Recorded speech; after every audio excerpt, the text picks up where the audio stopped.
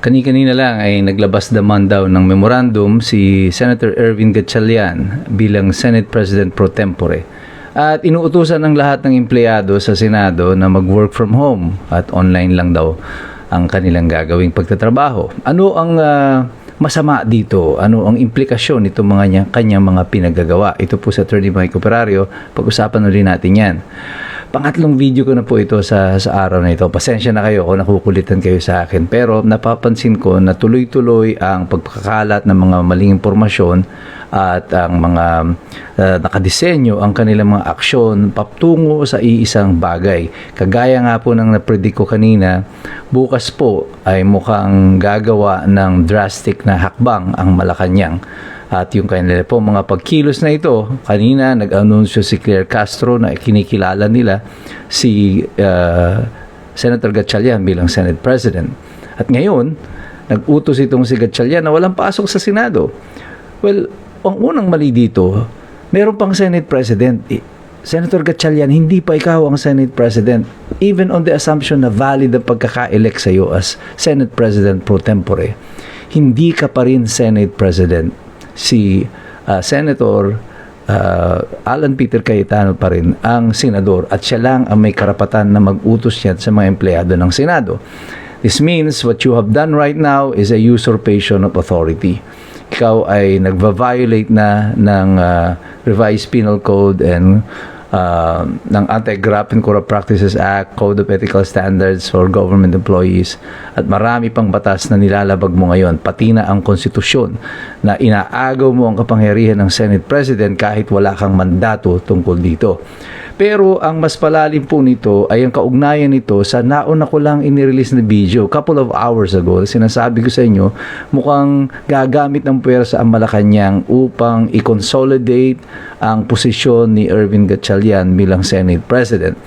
Kaya ang ginawa nila, nagdeklara siya na walang pasok sa Senado para kung magkaroon man ng violence o paggamit ng puwersa na naman muli ng mga NBI ni Matibag o ng mga additional forces ng PNP through kay Remulla or kahit na may mga dumating na sundalo ay wala ng mga madadamay ng mga iba pang sibilyan. Kung gayon, sino ang gusto nilang idamay? Kung matatandaan ninyo, nung inassault nila ng NBI, nagkaroon ng putukan with the Senate Sergeant at Arms, ang mga staff ng mga minority senators at yung mga minority senators mismo ay nauna nang nagkawala as if may advance information sila ng kung ano ang mangyayari. And again, the same pattern emerges. Kaya sabi ko sa inyo, itong mga kilos ng Malacanang, hindi po ito isolated. Ito po ay they're just laying the predicate. Ito ay precursor of the things to come. Kaya kailangan po maging mapagmatsyag kayo at maging matalino kayo dito sa mga susunod nilang hakbangin. Kaya po yung aktibidades na ito tomorrow, this will be a make or break para po sa ating demokrasya.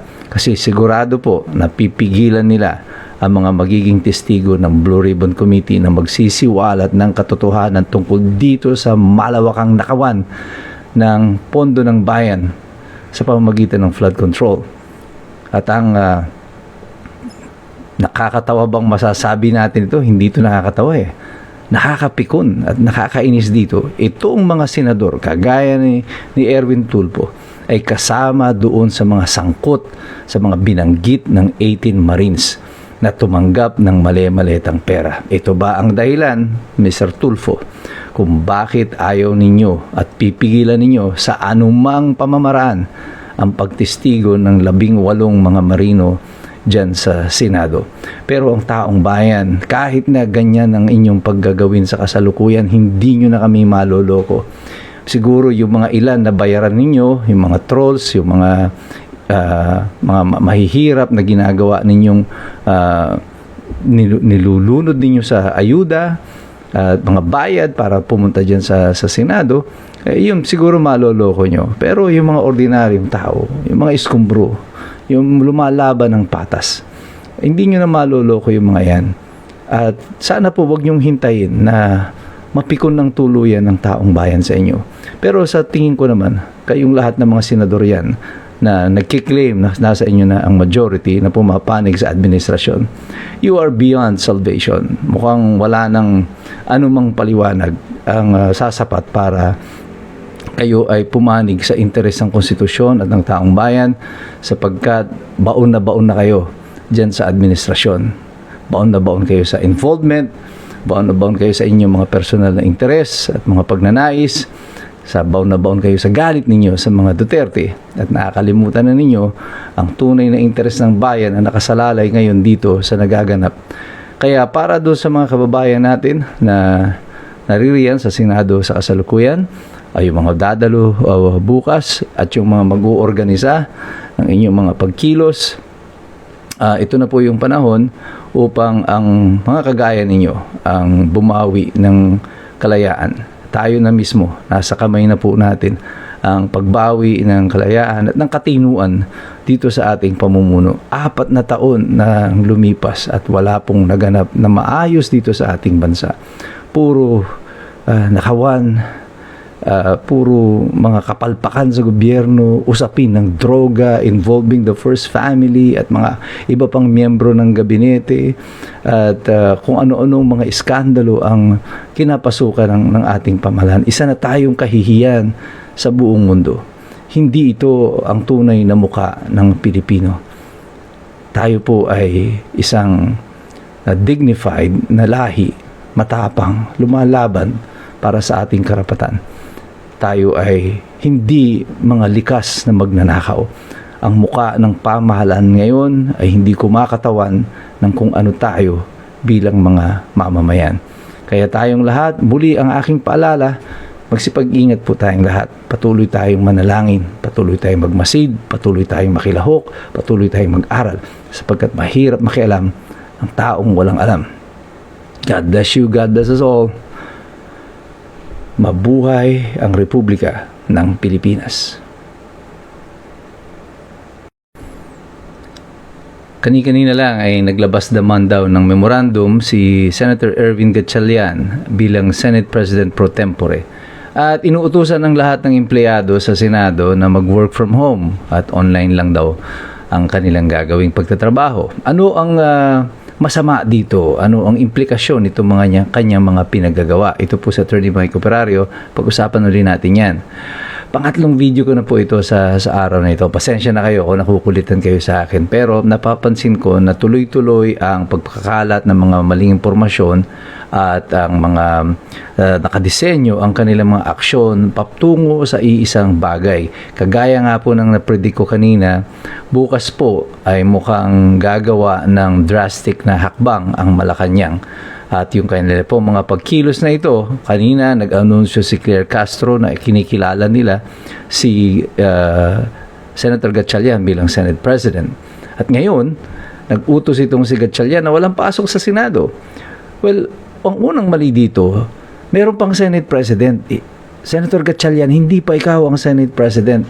Even on the assumption na valid ang pagkaka-elect sa iyo as Senate President pro tempore, hindi ka pa rin Senate President. Si Senator Alan Peter Cayetano pa rin ang senador, at siya lang ang may karapatan na mag-utos niyan sa mga empleyado ng Senado. This means what you have done right now is a usurpation of authority. Ikaw ay nagva-violate na ng Revised Penal Code and ng Anti-Graft and Corrupt Practices Act, Code of Ethical Standards for Government Employees, at marami pang batas na nilalabag mo ngayon, pati na ang konstitusyon na inaagaw mo ang kapangyarihan ng Senate President kahit wala kang mandato tungkol dito. Pero ang mas palalim po nito ay ang kaugnayan nito sa nauna ko lang inirelease na video couple of hours ago. Sinasabi ko sa inyo, mukhang gagamit ng puwersa ang Malacanang upang i-consolidate ang posisyon ni Ervin Gatchalian bilang Senate President. Kaya ang ginawa nila, nagdeklara siya na walang pasok sa Senado para kung magkaroon man ng violence o paggamit ng puwersa na naman muli ng mga NBI ni Matibag o ng mga additional forces ng PNP through kay Remulla, or kahit na may mga dumating na sundalo, ay wala ng mga madadamay ng mga iba pang sibilyan. Kung gayon, sino ang gusto nilang idamay? Kung matatandaan ninyo, nung inassault nila ng NBI, nagkaroon ng putukan with the Senate Sergeant at Arms, ang mga staff ng mga minority senators.